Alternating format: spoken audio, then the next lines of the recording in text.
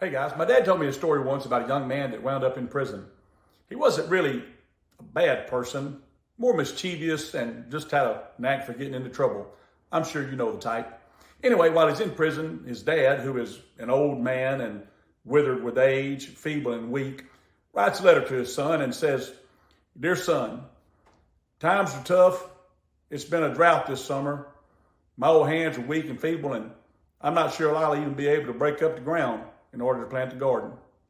Well, the son wrote him a letter back and he said, "Dear Daddy, whatever you do, do not try and break up the ground for that garden. It's where I planted all the bodies." Well, bright and early the next morning, there's a sharp rap on the old man's door. He opens up the door to find a badge and a warrant shoved in the face. The FBI standing there and said, "Sir, we're here to excavate your garden." They spent the next 3 or 4 days unloading heavy equipment, shovels, rakes, hoes, pickaxes. Man, they dug, they scraped, they busted, they prodded, they pried. They excavated every inch of that garden and never could find a body.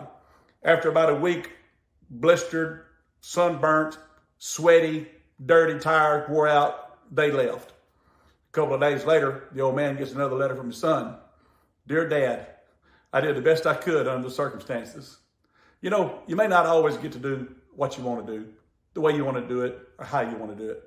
My wife says to me sometimes, "Baby, everybody wants to save the world, but nobody wants to do the dishes."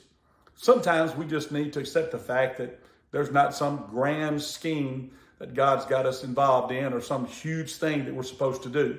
But it's the little things that matter anyway, because every big thing is made of a lot of little things.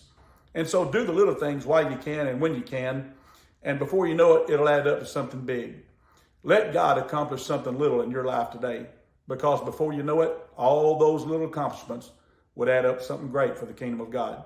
God bless you. Keep doing what you can, when you can, while you can.